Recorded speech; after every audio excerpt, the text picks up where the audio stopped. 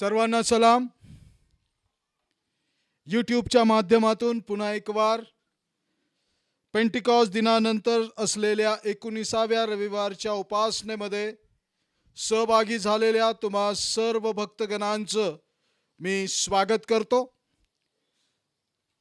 त्याचप्रमाणे ही भक्ती आपणापर्यंत पोचविण्यासाठी ज्यांनी परिश्रम घेतलेले आहेत ते आमच्या चर्च पास्टर कमिटीचे सदस्य सन्मान्य प्रशांतदादा तिडके, कुमार कुणाल मंडलिक, कुमार आशिष मंडलिक यांचे आभार मानतो. या उपासनेला सुरुवात करत असताना घरातच असताना आपण सर्वजण उठून उभे राहूया आणि देवबापाचा गौरव करण्याकरिता उपासना संगीत यामधील गीत क्रमांक 20 नमः परम मंगला गौरव तुला परमवत्सला हे गीत आपण सर्वजण मिळून गाऊया.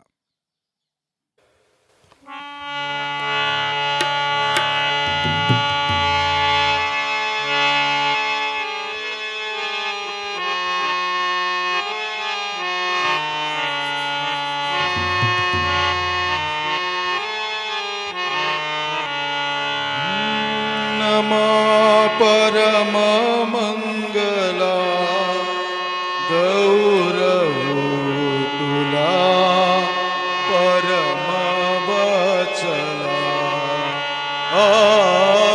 नमः परम मंगला गौरव तुला परम वत्सला.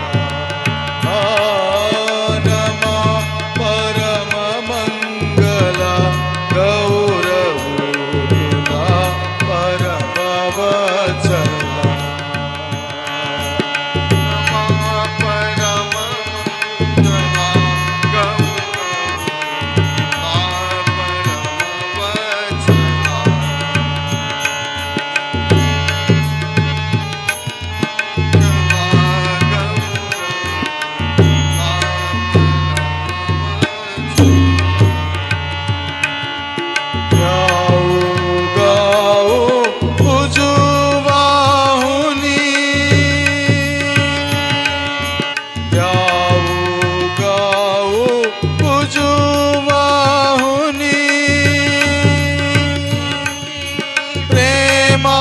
प्रेमाश्रूंच्या फुला प्रेमाश्रूंच्या फुला प्रेमाश्रूंच्या फुला गौरव तुला परम वत्सला. नमः परम मंगला गौरव तुला परम वत्सला.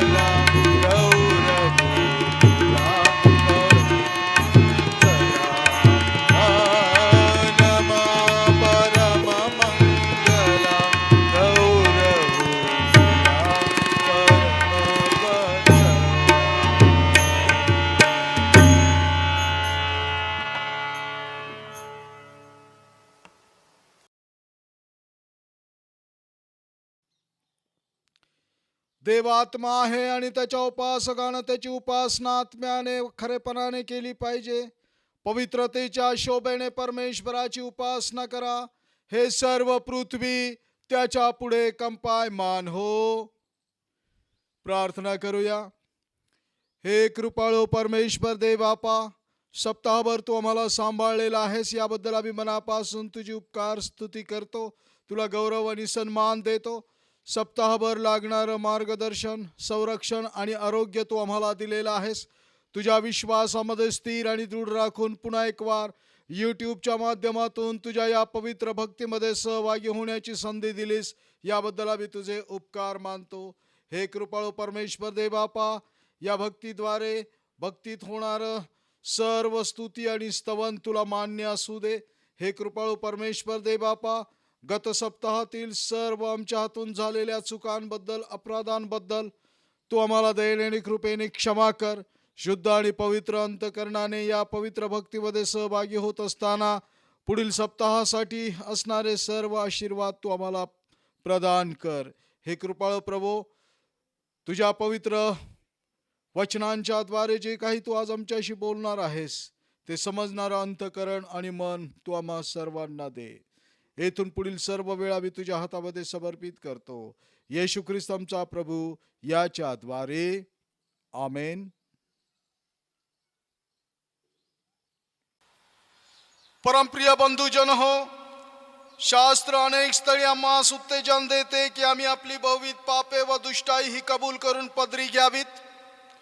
ती सर्व समर्थ देव आमचा स्वर्गातील पिता यापासून ढोंग करून लपू नये, पण नम्र, लीन, अनुतप्त व अज्ञानकीत अंतकरणाने ती पदरी घ्यावीत. हेतू हा की देवाची अपार कृपा व दया याकडून त्यांची क्षमा व्हावी. आम्ही देवाजवळ नेहमी आपली पापे नम्रतेने पदरी घेतली पाहिजेतच, पण विशेषतः त्याच्याकडून आम्हास प्राप्त झालेल्या अनेक लाभाबद्दल त्याचे उपकार मानण्यास, त्याच्या थोर नावाला साजेशी त्याची स्तुती उघडपणे करण्यास, त्याचे परमपवित्र वचन ऐकण्यास आणि जसे आत्म्यास तसे शरीराशी जे काही आवश्यक असेल ते मागण्यास आम्ही एकत्र जमतो, तेव्हा तर विशेष करून पाप कबुली केली पाहिजे. म्हणून येथे हजर असलेल्या आणि यूट्यूबच्या माध्यमातून आपल्याच कुटुंबामधून सहभागी झालेल्या तुम्हा सर्वांना मी विनंती करतो की आपण सर्व शुद्ध अंतकरणाने देवाच्या दयासनाजवळ जाऊन दीनवाणीने असे म्हणू. सर्व समर्थ ईश्वराजवळ नम्रतेने आपण आपली पापे कबूल करूया. सर्वसाधारण पाप कबुली आपण सर्वजण मिळून म्हणू. हे सर्व समर्थ व कृपाळू बापा, आम्ही चुकलेल्या मेंढरांसारखे तुझा मार्ग सोडून बहकलो आहो. आम्ही आमच्याच मनाच्या कल्पनेने व इच्छेने चालत आलो आहोत. तुझ्या पवित्र नियमांचे उल्लंघन आम्ही केले आहे. जे करावे ते आम्ही केले नाही आणि जे करू नये तेच आमच्या हातून घडले आहे व आमच्यात काही स्वास्थ्य नाही. म्हणून हे प्रभो, आम्हा दीन पाप्यांवर दया कर. जे आपली पापे पदरी घेतात त्यास वाचीव. आमच्या प्रभू येशू ख्रिस्ताच्या द्वारे जी वचने तू मनुष्य मात्रास दिली आहेत, त्या वचनानुसार जे अनुतापी आहेत त्यांना यथा पूर्ण कर. आणि हे परमदयाळू बापा, त्या प्रभूसाठी असे कर की यापुढे आम्ही भक्तिभावाने, नीतिमत्तेने आणि नेमस्तपणाने वागून तुझ्या पवित्र नामाचा गौरव करावा. आमेन.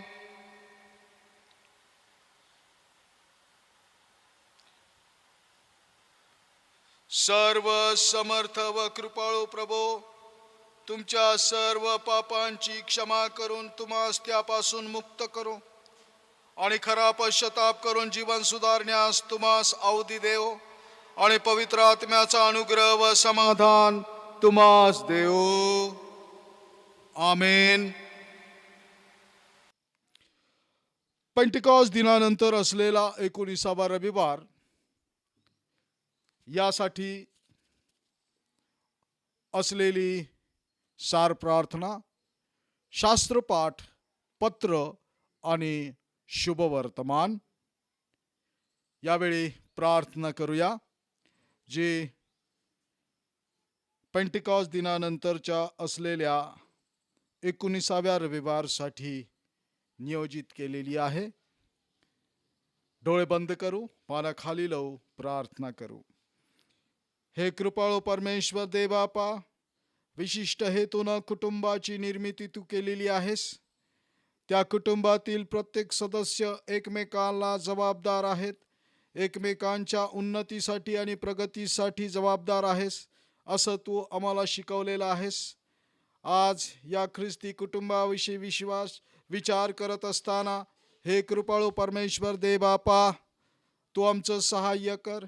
कुटुंबातील माता पिता आणि मुलं मुली यांनी एकमेकांना आदरपूर्वक वागणूक द्यावी आणि याद्वारे एक आदर्श कुटुंब या भूतलावर निर्माण व्हावे असे तू आपल्या कृपेने कर. तोच प्रभू येशू ख्रिस्त आमचा प्रभू याच्याद्वारे. आमेन. आज करिता असलेला प्रथम शास्त्रपाठ जो नीतिसूत्रे याचा 4था अध्याय 1 ते 9 ही वचनं आपल्या ॲडॉक कमिटीचे सदस्य सन्मान्य महेश दादा श्री सुंदर हे आपणाकरता वाचन करतील अशी मी त्यांना विनंती करतो. आज करता नेमण्यात आलेलं प्रथम शास्त्रपाठ जुन्या करारातून नीतिसूत्रे याचा 4था अध्याय 1 ते 9 वचन. नीतिसूत्रे याचा 4था अध्याय 1 ते 9 वचन. ज्ञानामुळे प्राप्त होणारे फायदे. मुलांनो, बापाचे शिक्षण ऐका व सुज्ञता समजण्यासाठी त्याकडे लक्ष द्या, कारण मी तुम्हाला उत्तम शिकवण देतो. माझे नीती शिक्षण सोडू नका, कारण मी आपल्या बापाचा पुत्र होतो. माझ्या आईच्या दृष्टीने मी सुकुमार व एकुलता एक होतो. ती मला शिकवी व म्हणे, माझी वचने तुझ्या चित्ती राहोत. तू माझ्या आज्ञा पाळ व दीर्घायू हो. ज्ञान संपादन कर, सुज्ञता संपादन कर, ती विसरू नकोस. माझ्या तोंडच्या वचनाला पराडमुख होऊ नकोस. ते सोडू नकोस, म्हणजे ते तुझे संरक्षण करील. त्याची आवड धर, म्हणजे ते तुझा सांभाळ करील. ज्ञान ही श्रेष्ठ चीज आहे, म्हणून ते संपादन कर. आपली सर्व संपत्ती वेचून सुज्ञता संपादन कर. त्याला उच्च पद दे, म्हणजे ते तुझी उन्नती करील. त्याला कवटाळून राहशील तर ते तुझा गौरव करील. ते तुला शोभिवंत शिरोभूषण देईल. ते तुला सुंदर मुकुट देईल. देवबाप करो. वाचलेल्या वाचनावर शशात पाठव. येथे प्रथम शास्त्रपाठ समाप्त होतो. थँक्यू महेश दादा. देवबाप तुम्हाला तुमच्या परिवाराला आशीर्वाद देव. त्याचप्रमाणे आज करिता असलेला द्वितीय शास्त्रपाठ घरातच असताना घरातून आपल्याबरोबर जोडल्या जात आहेत. ख्राइस्टचर्च ॲडॉक कमिटीच्या सदस्या श्रीमती रूपाताई आहिरे यांना मी विनंती करतो की त्यांनी हा द्वितीय शास्त्रपाठ आम्हाकरता वाचन करावा. इपिकरस पत्र याचा 6वा अध्याय 1 ते 4 वचन वाचेल. मुलांनो, प्रभूमध्ये तुम्ही आपल्या आई बापाचा आज्ञा पाळा, कारण हे योग्य आहे. आपला बाप व आपली आई याचा मान राख, यासाठी की तुझे कल्याण व्हावे व तू पृथ्वीवर दीर्घायुष्य असावे. अभिवचन असलेली हीच पहिली आज्ञा आहे. बापांनो, तुम्ही आपल्या मुलांना चिडीस आणू नका, इतर तर प्रभूच्या स्थितीत व शिक्षणात त्यांना वाढवा. शास्त्रपाठ समाप्त होतो. थँक्यू रूपाबाई आहिरे. देवबाप तुम्हाला आणि तुमच्या परिवाराला आशीर्वाद देव. शुभवर्तमान ऐकण्यासाठी यावेळी आपण घरातच असताना उठून उभे राहूया आणि आज करता असलेलं शुभवर्तमान आपण यावेळी ऐकूया.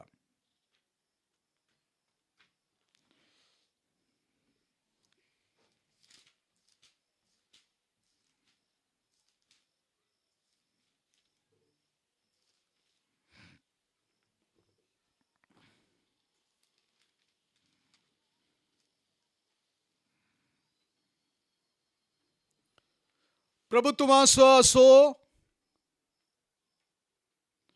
शुभवर्तमान संत मार्काच्या शुभवर्तमानाच्या 10व्या अध्यायामध्ये पवित्र शुभवर्तमान लिहिले आहे आणि त्याच्या 13व्या वचनापासून शुभवर्तमानास प्रारंभ होतो.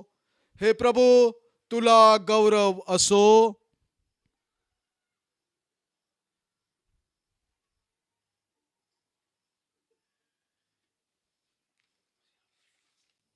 मग त्याने बालकास स्पर्श करावा म्हणून लोकांनी त्यांना त्याच्याकडे आणले, परंतु शिष्यांनी आणणाऱ्यांना दटाविले. ते पाहून येशूला फार वाईट वाटले आणि तो त्यांना म्हणाला, बालकास माझ्याजवळ येऊ द्या, त्यास मनाई करू नका, कारण देवाचे राज्य त्यांच्या सारख्यांचेच आहे. मी तुम्हाला खचित खचित सांगतो, जो कोणी बालकासारखा होऊन देवाच्या राज्याचा स्वीकार करणार नाही, त्याचा प्रवेश त्यात मुळीच होणार नाही. तेव्हा त्याने कवटाळून व त्यांच्यावर हात ठेवून त्यांना आशीर्वाद दिला. हे ख्रिस्ताचे पवित्र शुभवर्तमान आहे. हे ख्रिस्ता तुझी स्तुती असो.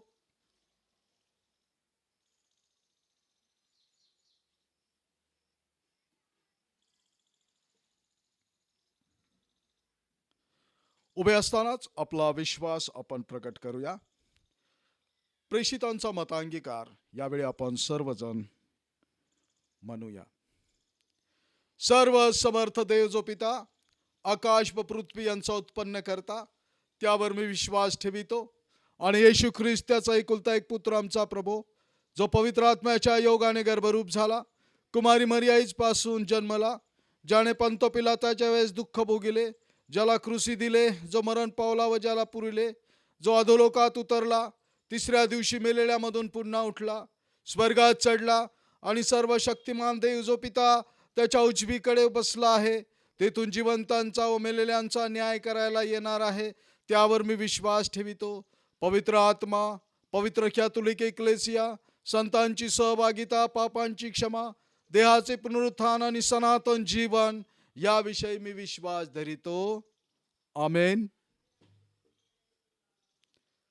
मंडळीनं कृपया बसावं. मंडळीसाठी सूचना आहेत. मंडळीला सूचित करण्यात येते, महाराष्ट्र राज्य सरकारच्या आदेशानुसार धार्मिक स्थळांना 7 ऑक्टोबर पासून उघडण्यास परवानगी दिलेली आहे. ही परवानगी सशर्त आहे. सर्व कोविड-19चे नियम पालन करून धार्मिक स्थळांमध्ये आपल्याला येता येणार आहे. आणि म्हणून आनंदाची सूचना आहे की आपलं चर्च येणाऱ्या 10 तारखेपासून आपण सुरू करणार आहोत. संबंधित चर्चच्या उपासनेची माहिती आपल्याला लवकरच पुरवण्यात येईल. चर्चच्या उपासनेसाठी असलेल्या गाईडलाईन्स लवकरच जाहीर करण्यात येतील. तसल्या प्रकारचे फलक, बॅनर्स आपल्या चर्चच्या एंट्री गेटवर लावण्यात येतील. 50% उपस्थिती चर्चमध्ये ठेवावी असा आदेश आहे. त्यामुळे शासनाच्या नियमाचं पालन करून कशा रीतीनं आपल्याला उपासना सुरू करता येईल या संबंधानं आपल्याला लवकरच माहिती देण्यात येणार आहे. वॅक्सिनेशन्स सुरू आहेत. कृपया जर आपण वॅक्सिन घेतलं नसेल तर लवकरात लवकर वॅक्सिन घ्या. भक्तीमध्ये आपल्याला सहभागी व्हायचं आहे, ज्यासाठी वॅक्सिनेशन अतिशय महत्त्वाचं असणार आहे. आणि म्हणून ज्यांनी घेतलेलं आहे त्यांचं अभिनंदन, ज्यांनी घेतलेलं नाही त्यांनी घेऊन टाकावं अशी विनंती आहे. बायबल क्विजच्या बद्दलची सूचना आहे. बायबल क्विज आपण डिसेंबरमध्ये पहिल्या आठवड्यात घेणार आहोत आणि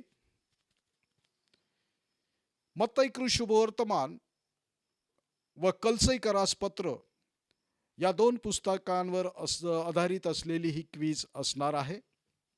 यामध्ये नाव नोंदवण्यासाठी 30 तारीख अर्थात 30 नोव्हेंबर ही अंतिम तारीख आहे. अभ्यासाला अजूनही भरपूर वेळ आहे. एका महिन्यात तुम्ही ही दोन्ही पुस्तकं अगदी मनावर घेतलं तर तोंडपाठ करू शकता. ऑब्जेक्टिव्ह टाईप प्रश्न असणार आहेत. जर का तुम्ही ही पुस्तकं वाचन केली तर तुम्हाला लगेच स्मरण येईल, कारण त्या ठिकाणी प्रश्नाची उत्तरं ऑलरेडी नमूद केलेली असतील. फक्त तुम्हाला योग्य उत्तर निवडायचं आहे आणि म्हणून वाचन करायला सुरुवात करा. प्रथम बक्षीस आहे 1000 रुपये, क्षमा करा 2000 रुपये. द्वितीय आहे 1000 रुपये आणि तृतीय बक्षीस आहे 500 रुपये. 2 गट आहेत. 18 ते 26 वयोगटातील मुला मुलींचा एक गट आणि 27च्या वर मुलं मुली आणि विवाहित स्त्री पुरुष यांचा गट आहे. आपलं नाव नोंदवण्यासाठी आपापल्या चर्चपर्यंत तुम्ही पोचा. क्राइस्ट चर्चचे जे सभासद आहेत त्यांच्याकरिता हे 2 नंबर आपल्या स्क्रीनवर आहेत. सन्माननीय राठोड पाळक साहेब तसेच रेव्हरंड एस बत्तीसे यांचा नंबर तुम्हाला स्क्रीनवर दिसत आहे. या नंबरवर तुम्ही आम्हाला कॉन्टॅक्ट करा. व्हॉट्सअप नंबर आहेत हे. फक्त तुम्हाला एका कागदावर तुमचं पूर्ण नाव लिहायचं आहे, तुमचं वय लिहायचं आहे, तुमचा पूर्ण पत्ता लिहायचा आहे आणि तुमचा चालू असलेला बंद न पडलेला मोबाईल क्रमांक लिहायचा आहे जो व्हॉट्सअप कनेक्ट आहे. आणि एवढं करून तुम्हाला या व्हॉट्सअप नंबरवर आम्हाला पाठवायचं आहे. 30 नोव्हेंबर ही शेवटली तारीख असणार आहे. त्यानंतर सहभागी होऊ इच्छित असणाऱ्यांना कुठल्याही प्रकारे एंटरटेनमेंट केलं जाणार नाही, याची दखल सर्वांनी घ्यावी. 100 मार्काचा हा प्रश्न आहे. याचं आयोजन श्रीमती मेबलबाई ढिलपे यांनी केलेलं आहे. सेंट स्टीफन चर्च सिडको यांच्या महिला मंडळाच्या ख्रिस्त सेवा महिला मंडळाच्या माजी अध्यक्षा त्या आहेत आणि या क्विजचं आयोजन त्यांनी केलेलं आहे क्राइस्ट चर्च सोबत. आणि या क्विजसाठी असणारी सर्व बक्षिसं श्रीमती मेबलबाई ढिलपे आंटी यांच्या परिवाराच्या वतीनं देण्यात येणार आहेत. तर प्रथम बक्षीस 2000 रुपये जिंकण्यासाठी तयारीला लागा. मत्तई शुभवर्तमान आणि कलसी कराचं पत्र याचा सपाटून अभ्यास करा. अजून भरपूर वेळ आहे आणि प्रथम बक्षीस मिळवा. सध्या परिस्थिती अनुकूल आहे.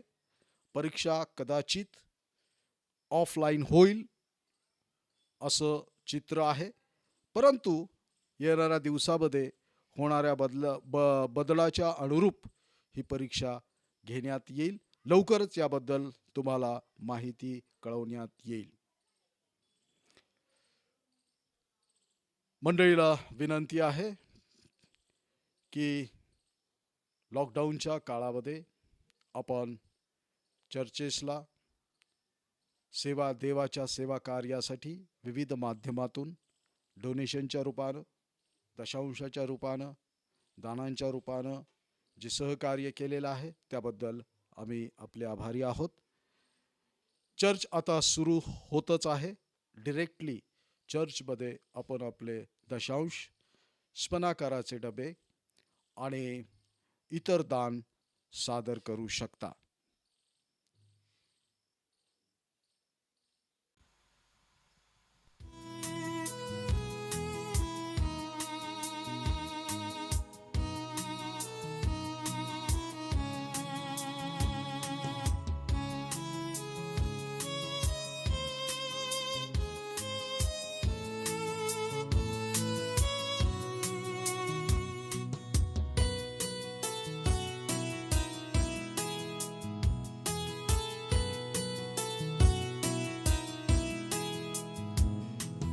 मेरे गुनाह की ली तूने सजा, चाबुक की मार से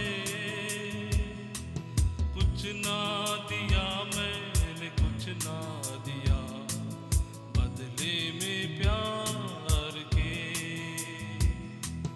मेरे गुनाह की ली तूने सजा, चाबुक की मार से कुछ ना दिया मैंने, कुछ ना दिया बदले में प्यार के। ये क्या किया तूने, क्यों ये किया, जान दे के तूने ये जीवन दिया। ये क्या किया तूने, क्यों ये किया, जान दे के तूने ये जीवन दिया।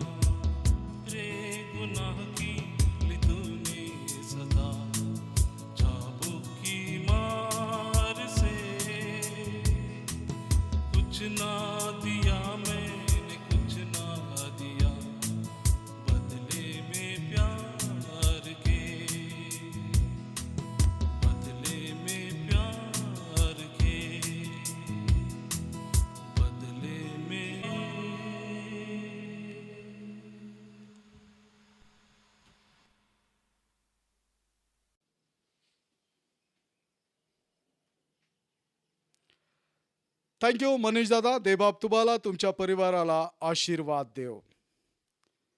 शांत हो, मन स्थिर करू, प्रार्थना करू.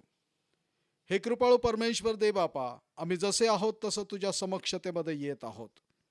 कुटुंबाबद्दल जाणून घेत असताना इथपर्यंत तू आमचं सहाय्य केलेलं आहेस. कुटुंबातील आशीर्वाद जो लेकरांच्या रूपानं तू आम्हाला दिलेला आहेस, त्या संबंधानं आमची कर्तव्य समजावून घेण्यासाठी तू आमचं सहाय्य कर. येशू ख्रिस्त आमचा प्रभू याच्याद्वारे आमेन. गेल्या आठवड्यापासून ख्रिस्ती कुटुंबाबद्दल आपण जाणून घेत आहोत. मागील रविवारी सन्मान्य रेव्हरंड R.P. राठोड पाळक साहेबांनी कुटुंबाचा मुख्य घटक असलेले पती आणि पत्नी या संबंधात एकमेकांशी त्यांच्या असलेल्या जबाबदाऱ्या आणि कर्तव्य याबद्दल सांगितलेलं आहे, जे आपण ऐकलेलं आहे. कौटुंबिक जीवन हा देवानं दिलेला आशीर्वाद आहे असा आमचा विश्वास आहे. आणि काना या ठिकाणी लग्न समारंभाला हजर राहून येशू ख्रिस्तानं या नात्याला विशेष प्राधान्य दिलेलं आहे असाही आमचा विश्वास आहे. विवाह हा देवाचा आशीर्वाद आहे आणि विवाहानंतर होणारी संतती हा वैवाहिक जीवनाचा आशीर्वाद आहे. जेव्हा जेव्हा आम्ही देवाकडून आलेल्या वरदानांचा आणि आशीर्वादांचा विचार करतो, त्यावेळेस प्रत्येक आशीर्वादासोबत देवानं एक जबाबदारी दिलेली आहे. जसं की विवाहाचा आशीर्वाद ज्या स्त्री आणि पुरुषाला मिळतो, त्यांच्यासोबत त्यांची एकमेकांची जबाबदारी त्यांच्यावर येत असते. पत्नीची जबाबदारी पतीवर आणि पतीची जबाबदारी पत्नीवर. आणि देवाकडून असलेला आशीर्वादासोबत असलेलं ही जबाबदारी आहे, जी दोघांनी काटेकोरपणे पाळली तर त्या कुटुंबामध्ये पुढील आशीर्वाद संततीच्या रूपानं देवबाप देत असतो. याच विषयाभोवती असलेले शास्त्रपाठ जे आपण ऐकलेले आहेत, नीतिसूत्रामधनं सन्माननीय महेशदादा श्री सुंदर यांनी वाचन केलं. इफिस्कराच्या पत्रामधून सन्मान्य श्रीमती आहिरेबाई यांनी वाचन केलं. आणि शुभवर्तमान जे आम्ही ऐकलं, या तिन्ही शास्त्रपाठांमधून वैवाहिक जीवनामध्ये असलेला पुढचा आशीर्वाद संतती याबद्दल घ्यावयाची काळजी याबद्दल सांगितलेलं आहे. अर्थात आशीर्वाद रूपानं मिळालेली ही संतान आणि त्या संतानाची आपल्या निर्माणकर्त्या अर्थात आपल्या माता पिताबद्दलची असलेली कर्तव्य, या दोन्ही गोष्टींचा विचार थोडक्यात आज आपण करणार आहोत.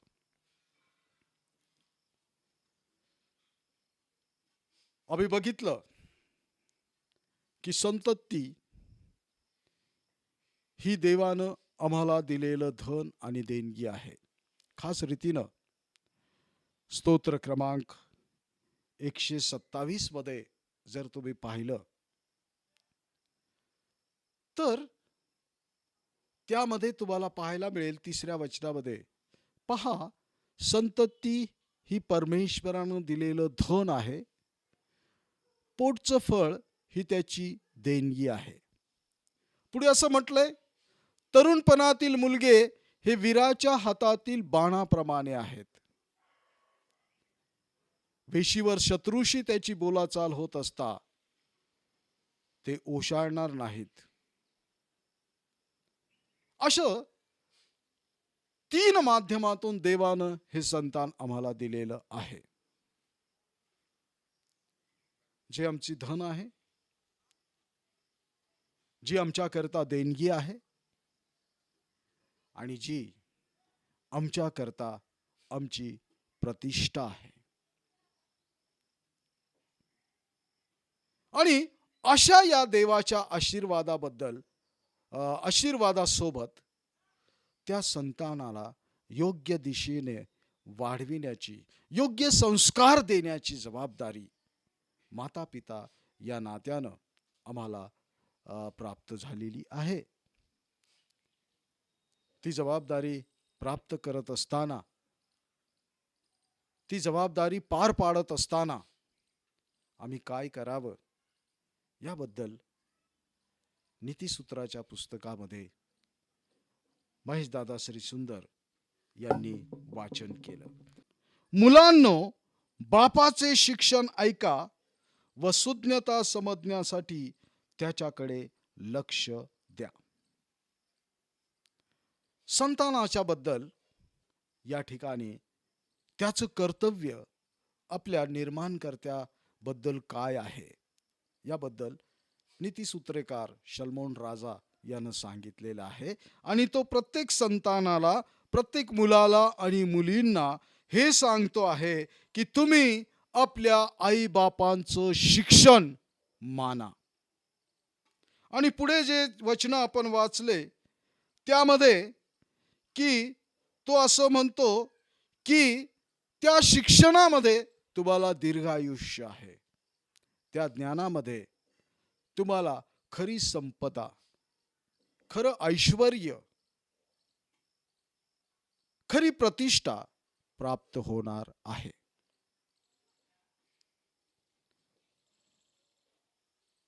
आणि जी लेकरं आपल्या आईवडिलांच्या आज्ञेत राहतात,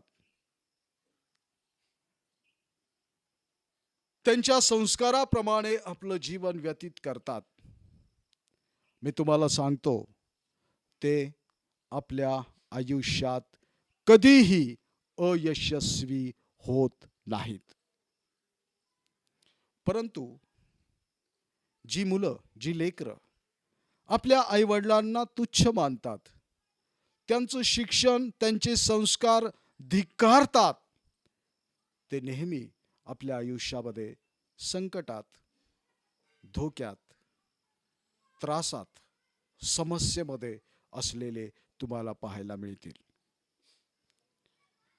जरी गरीब असले आणि जे आपल्या आईवडिलांचं शिक्षण मानतात, त्यांचा आदर सन्मान करतात, ते गरीब असूनही कधीही निराश झालेले तुम्हाला दिसणार नाहीत.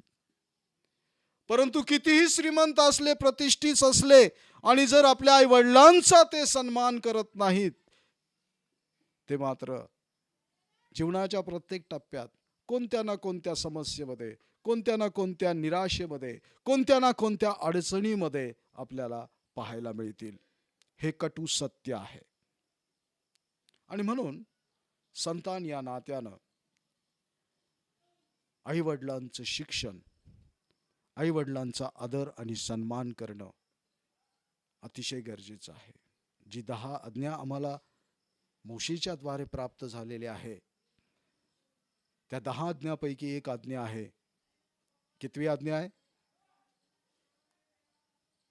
आपल्या आई बापाचा मान राख.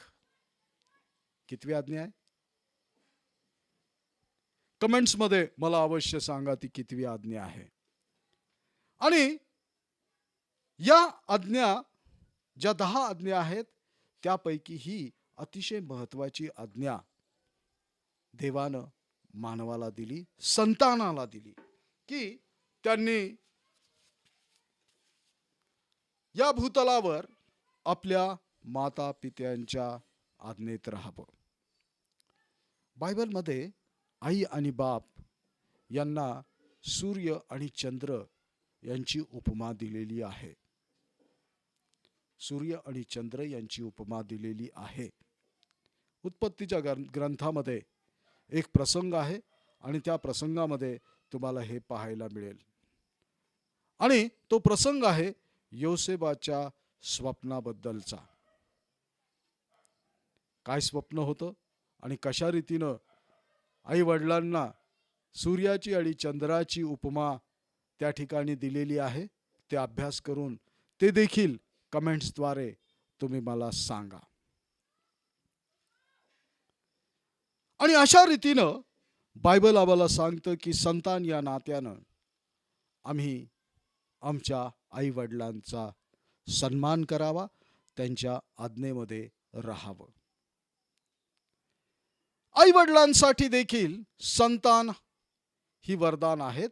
आणि स्तोत्र 128 मध्ये विवाहानंतर असलेला पहिलाच तो वरदान आशीर्वाद आहे की तुझ्या मुलांची मुले तुझ्या दृष्टीस पडतील. तुझ्या मुलांची मुले तुझ्या दृष्टीस पडतील. हा कुटुंब विस्ताराचा आशीर्वाद देवानं प्रत्येक दाम्पत्याला दिलेला आहे. आणि प्राप्त झालेली ती संतान, ते अपत्य, मुलगा असो की मुलगी असो, ती देवानं दिलेलं धन आणि देणगी आहे. त्याचप्रमाणे स्तोत्र 127 नुसार ती आमच्या हातातील बाणाप्रमाणे आहेत, अर्थात शस्त्र आहेत. प्रथम धन म्हणून आम्हाला संतान दिलेली आहे. धन कशासाठी असतं तुम्हाला ठाऊक आहे?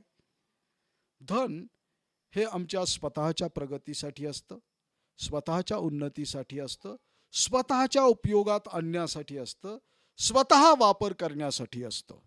आमची संतान देवानं आम्हाला स्वतःच्या वापरासाठी, स्वतःच्या उन्नतीसाठी, स्वतःच्या प्रगतीसाठी, स्वतःच्या भरभराटीसाठी दिलेली आहे. असं म्हटलेलं आहे, कुणीतरी असं म्हटलंय की मुलं म्हातारपणात आमच्या हातातील काठीप्रमाणे आहेत. मुलं आमच्या म्हातारपणामध्ये आमच्या हातातील काठीप्रमाणे आहेत. अर्थात आमच्या उतार वयात आमचा आधार बनण्यासाठी देवानं दिलेली ती संतती आहे. परंतु प्रियांनो, जर का आम्ही पालक या नात्यानं त्यांना योग्य संस्कार देऊ शकलो नाही, त्यांना योग्य मार्गदर्शन, योग्य शिक्षण देऊ शकलो नाही, तर आमच्या हातातील काठी होण्याऐवजी आमच्यासाठी काठी त्यांच्या हातामध्ये येऊ शकते आहे. आमच्या हातातील काठी होण्याऐवजी आमच्यासाठी त्यांच्या हातामध्ये काठी येऊ शकते. So be careful. संतान देवानं आम्हाला दिलेला आशीर्वाद आहे आणि त्या आशीर्वादाला योग्य वळण, योग्य संस्कार देणं आमचं कर्तव्य आहे. दुसरी गोष्ट, संतान आम्हाला फक्त स्वतःच्या उपयोगासाठीच दिलेलं आहे असं नाही, तर ते आम्हाला देणगी म्हणून दिलेलं आहे. आणि देणगी ही नेहमी इतरांच्या वापरासाठी वापरली जाते, इतरांच्या कल्याणासाठी, इतरांच्या उन्नतीसाठी, इतरांच्या प्रगतीसाठी वापरली जाते. आमची संतान आमच्या वापरात तर आलीच पाहिजे, आमच्या कुटुंबाच्या, आमच्या वंशाच्या, आमच्या नातेवाईकांच्या उपयोगी आलीच पाहिजे. परंतु त्याचबरोबर आमची संतान, आमची संतती ही आमच्या समाजाच्या, आमच्या देशाच्या, आमच्या राष्ट्राच्या उपयोगी आली पाहिजे. कारण संतती देवानं आम्हाला आशीर्वाद दिलेला आहे, धन आणि देणगी म्हणून. तिसरी बाब मी तुमच्या समोर ठेवतो. संतती आम्हाला शस्त्रासारखी उपयोगात आणण्याकरता दिलेली आहे. स्तोत्र 127 मध्ये तुम्ही वाचन करा. तरुणपणातील मुलगे हे वीराच्या हातातील बाणाप्रमाणे अर्थात शस्त्राप्रमाणे आहेत. दोन प्रकारचे शस्त्र असतात. काही विध्वंस करणारी शस्त्र असतात आणि काही संरक्षण करणारी शस्त्र असतात. आमची संतान ही विध्वंस करणारं शस्त्र बनू नये तर संरक्षण करणारं शस्त्र बनावं, याकरता आम्ही त्याला योग्य संस्कार देणं गरजेचं आहे. योग्य संस्कार अतिशय महत्वाचं आहे. योग्य शिक्षण अतिशय महत्वाचं आहे. आमच्या संतानाला लोकांचा जीव वाचवणारं शस्त्र आम्हाला बनवायचं आहे. जीव घेणारं नव्हे. आणि जीव वाचवणारं शस्त्र जर बनवायचं असेल तर आमच्या संतानाला आम्हाला वैद्यकीय क्षेत्रामध्ये ढकलावं लागणार आहे. त्याला डॉक्टर किंवा वैद्यकीय क्षेत्रातील एक चांगली सेवा उपलब्ध करून द्यावी लागेल, म्हणजे तो जीव वाचवणारा, प्राण वाचवणारा बनवू शकतो. ते आमच्या हातातील शस्त्र आहे, इतरांचा जीव वाचवण्यासाठी त्याचा उपयोग झाला पाहिजे. ते आमच्यातील शस्त्र आहे आमच्या समाजाचं रक्षण करण्यासाठी.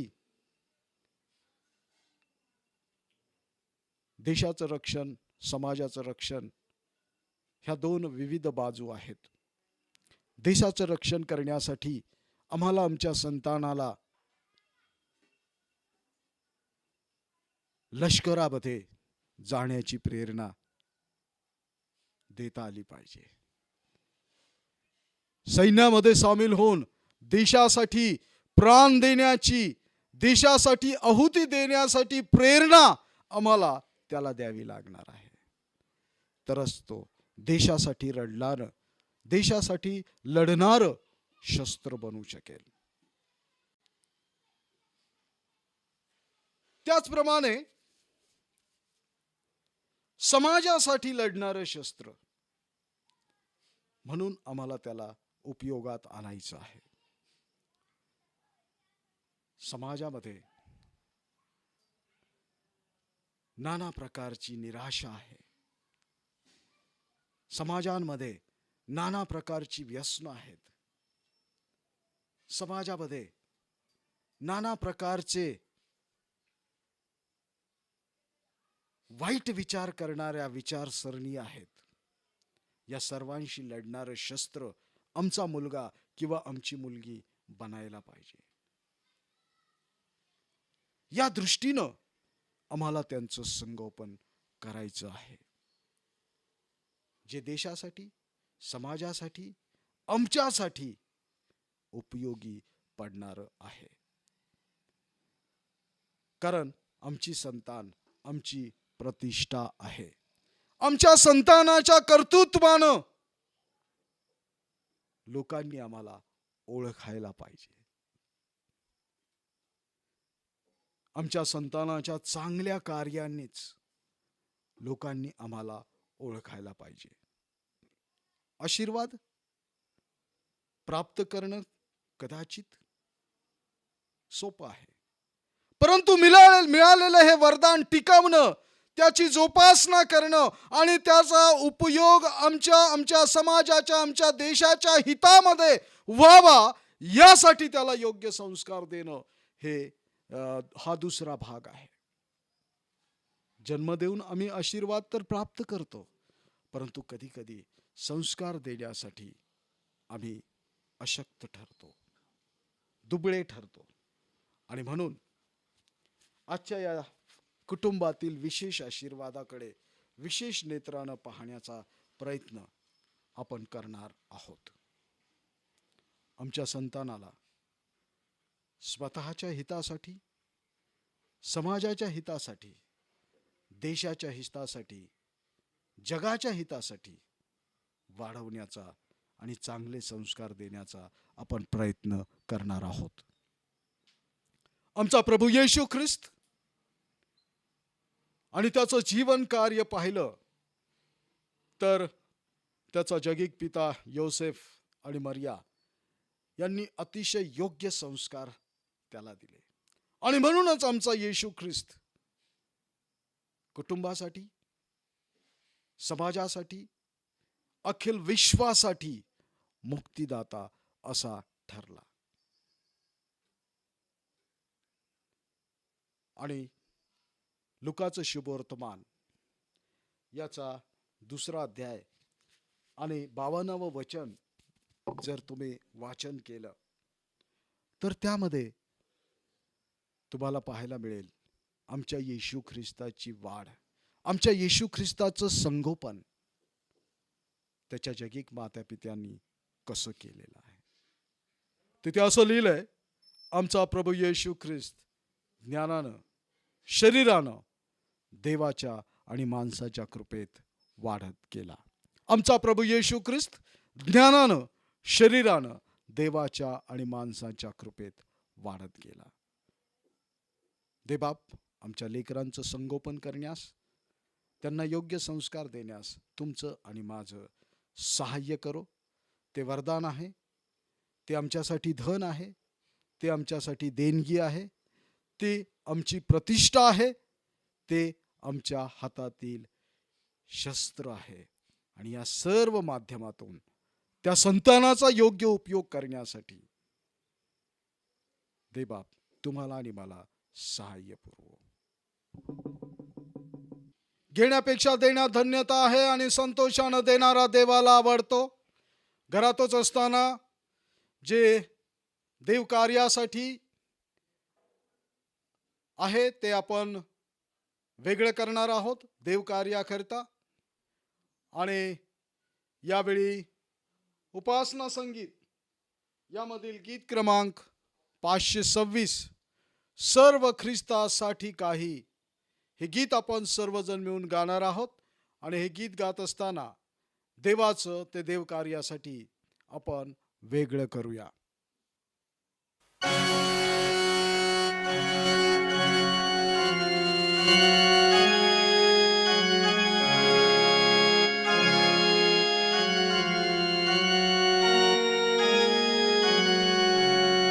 सर्व ख्रिस्तासाठी काही, सर्व शक्ती जीव प्राण, शब्द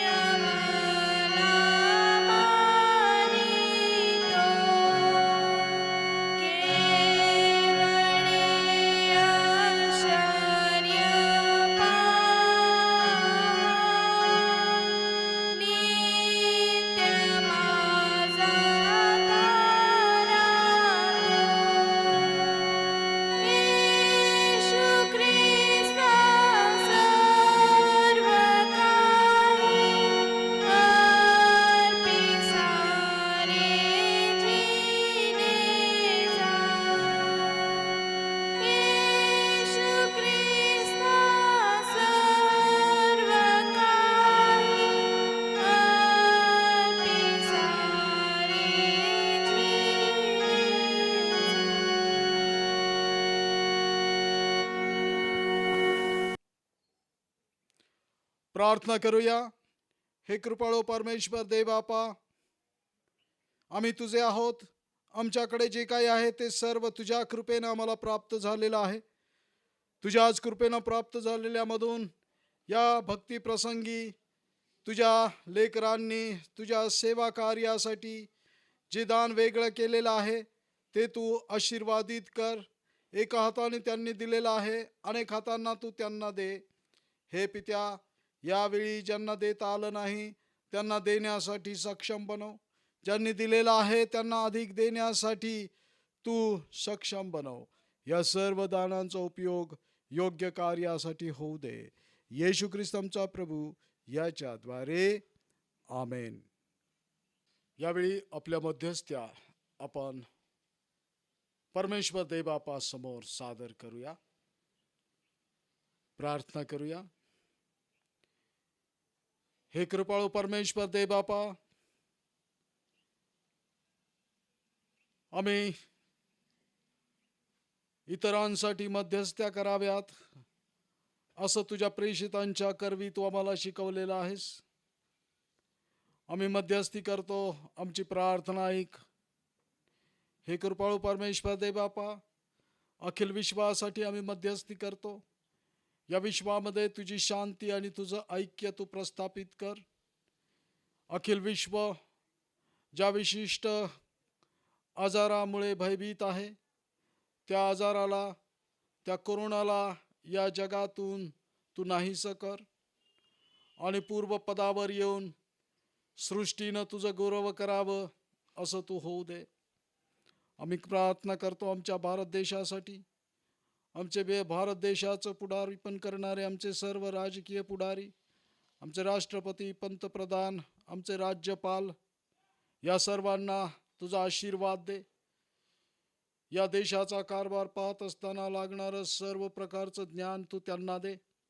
आणि प्रेमळ पित्या, आमच्या या भारत देशाला प्रगतीपथावर नेण्यासाठी या सर्वांच्या संगती तू राहा. सर्वांना उत्तम आरोग्य तू दे. हे पित्या, आम्ही प्रार्थना करतो भारत देशातील सर्व स्टेट्ससाठी. प्रेमळ पित्या, प्रत्येक स्टेटचे मुख्यमंत्री, त्यांचं मंत्रिमंडळ, त्यांचे पालकमंत्री, या सर्वांना तुझा आशीर्वाद दे.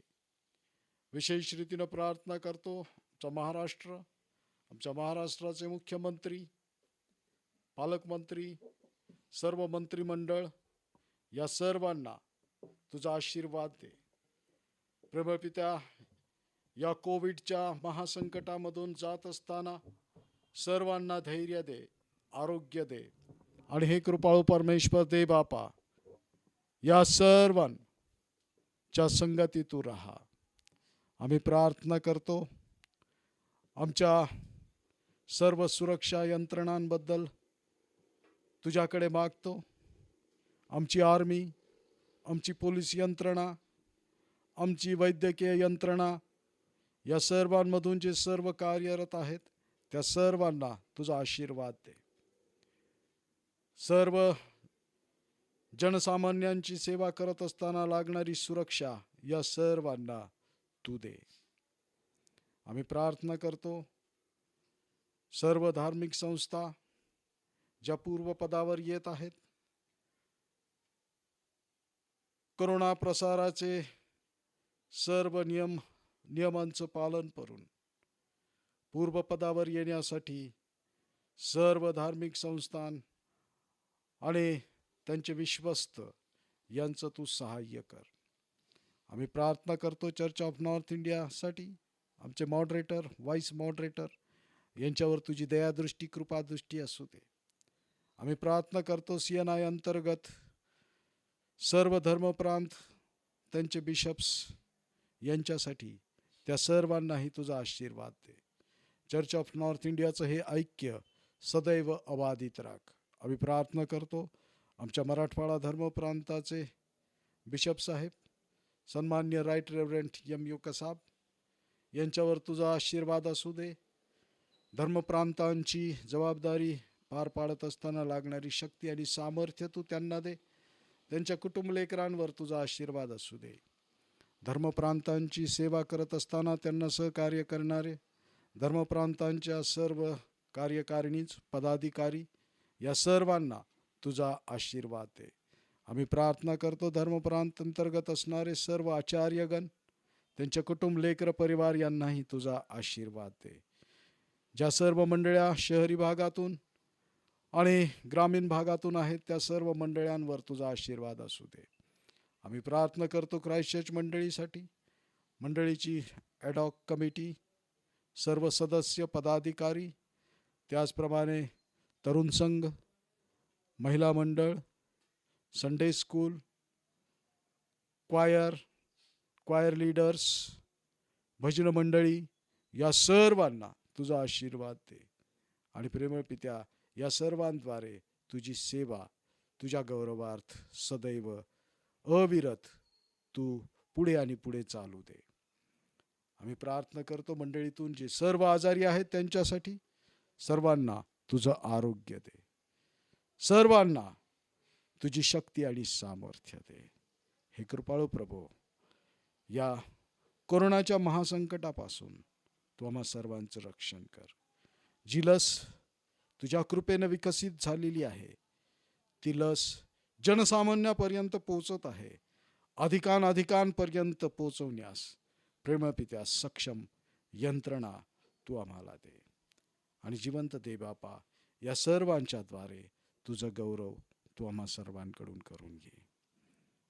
या सर्व विनंत्या, मध्यस्थ्या आमचा धन्य तारणारा प्रेमळ प्रभू येशू ख्रिस्त याच्या पवित्र आणि थोर नावात करतो म्हणून तू ऐक. आमेन.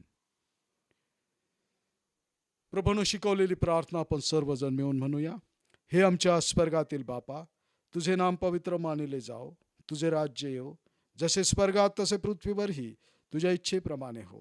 आमची रोजची भाकर आज आम्हास दे, जशी आम्ही आमच्या अपराध्यांची क्षमा करतो तशी तू आमच्या अपराधांची क्षमा कर. आणि आम्हास परीक्षेत आणू नकोस, तर आम्हास वाईटापासून सोडव, कारण की राज्य, सामर्थ्य आणि गौरव ही सर्व काळ तुझीच आहेत. आमेन. आणि आता सर्व बुद्धी सामर्थ्याच्या पलीकडे असलेली देवानं दिलेली शांती तुमची अंतःकरणे मने देवाचा आणि त्याचा पुत्र आमचा प्रभू येशू ख्रिस्ताच्या ज्ञानात आणि कृपेत राखो.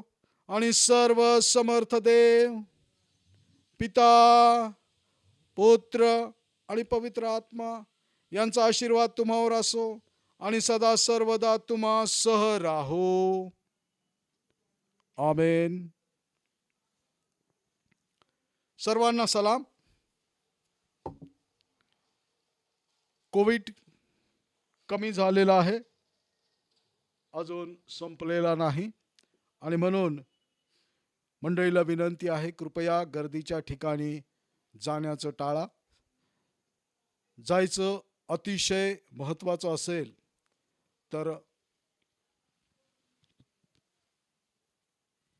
मास्कचा उपयोग करा, सॅनिटायझर वापरा आणि परस्परांमध्ये अंतर ठेवा. स्वतः सुरक्षित राहा आणि आपल्या कुटुंबालाही सुरक्षित ठेवा. देव बाप तुम्हाला आशीर्वाद देव.